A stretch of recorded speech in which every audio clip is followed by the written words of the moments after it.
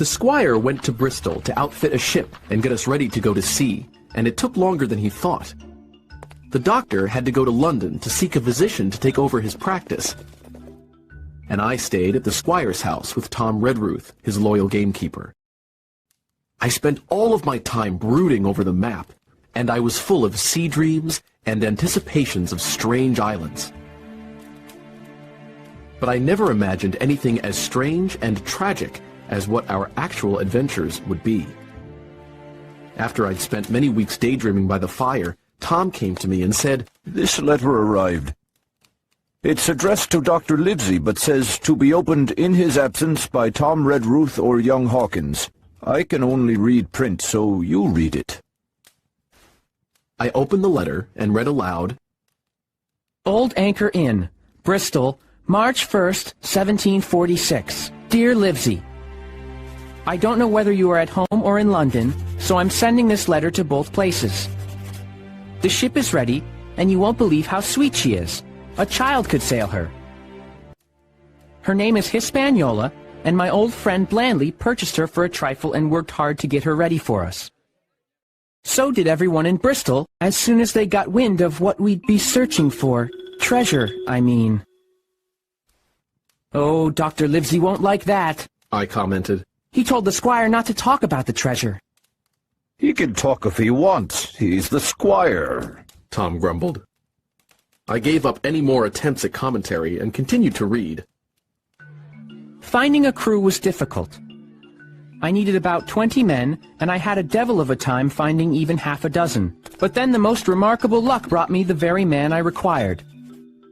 I was standing on the dock, and by accident, I started talking with him. He's an old sailor who owns a tavern and knows all the seafaring men in Bristol. He told me he'd been ashore a long time and wanted a position as cook to get to sea again. He'd hobbled down there that morning, he said, just to breathe the salt air. I was touched, and out of pure pity, I hired him on the spot to be the ship's cook. He's called Long John Silver, and he lost a leg in the service of England, which I thought was a strong recommendation as to his character. He helped me find the crew, and we put together a company of the toughest old sailors imaginable. Not pretty to look at, but they have the most indomitable spirit. Long John even got rid of 2 of the men I'd already hired, after he showed me they wouldn't be suitable for an adventure of this importance. I'm eating like a bull and sleeping like a tree, yet I shall not enjoy a moment until we are underway. Seaward ho! Let young Hawkins stop to see his mother, with Tom Redruth, and then both should come to Bristol immediately. John Trelawney. Postscript. Blandley also found an admirable fellow to captain the ship. He's a bit businesslike and stiff, but in all other respects a treasure. And Long John Silver unearthed a very competent first mate, a man named Arrow. So things shall go very well on board the good ship Hispaniola. J.T.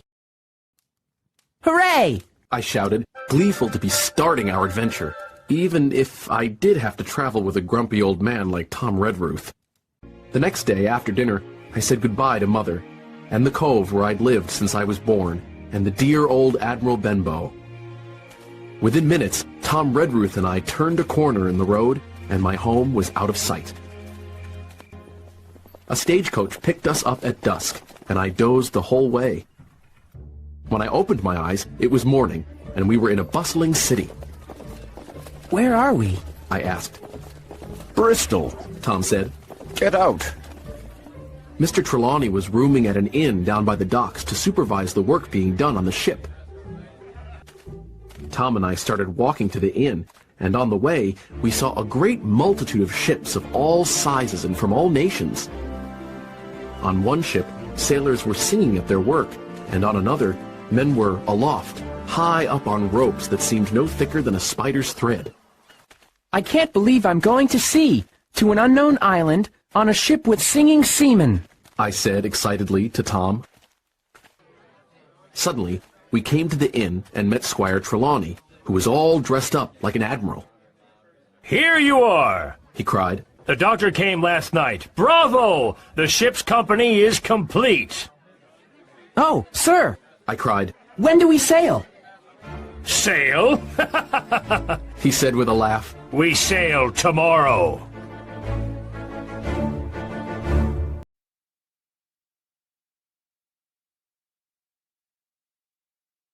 After breakfast, the squire gave me a note to deliver to Long John Silver.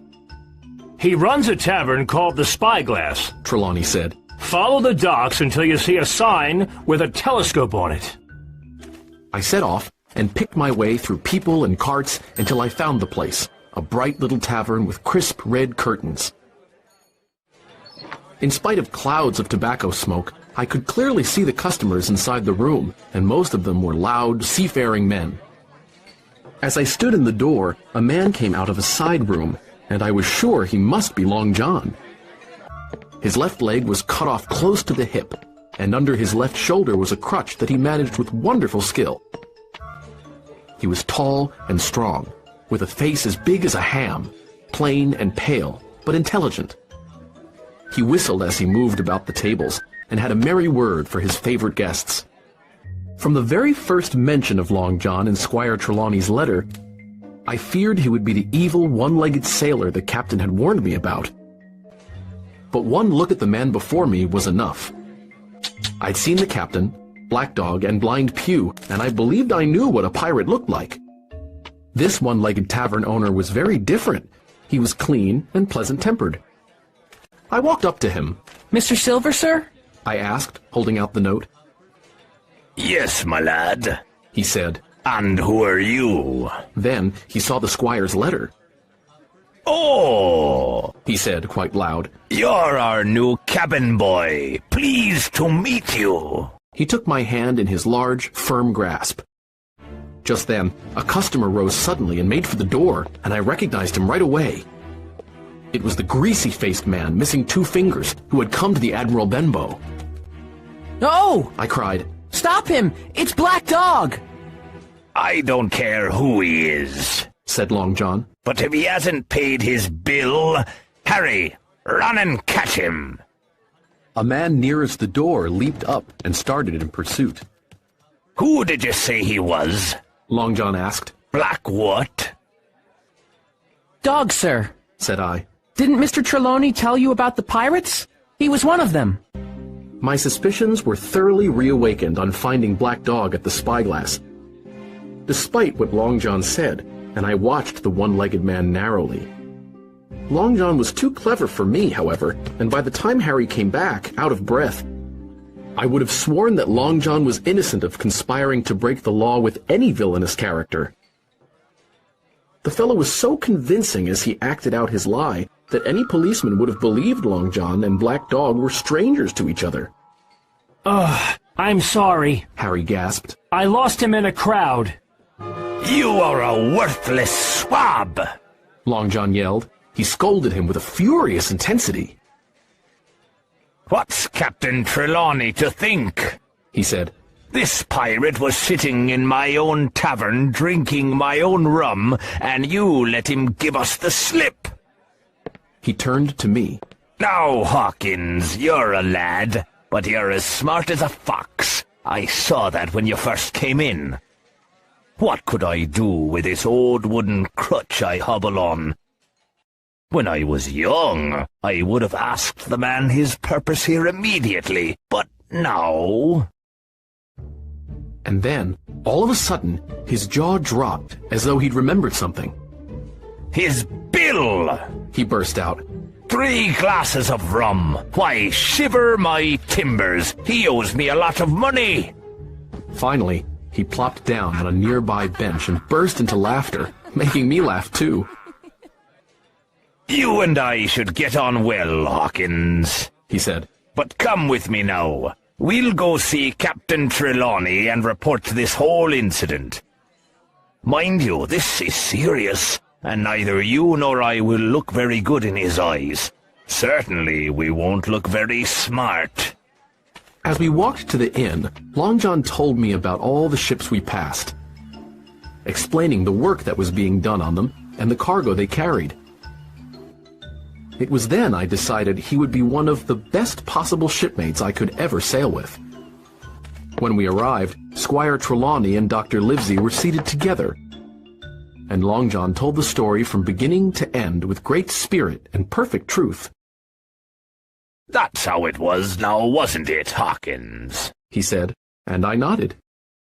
It's a pity Black Dog got away, Trelawney said. but there's nothing to be done about it now. Thank you for telling us. Long John took up his crutch and said, Aye, aye, sir. as he departed.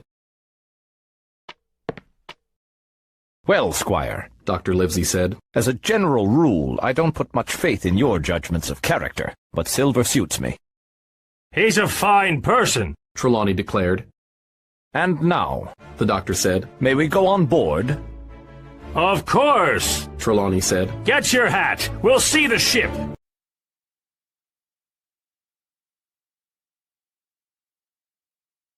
The Hispaniola was far out in the bay, but at last our small boat came alongside the ship and we stepped aboard.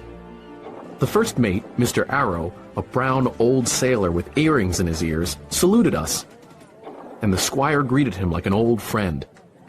But I soon observed that things were not the same between Mr. Trelawney and Captain Smollett.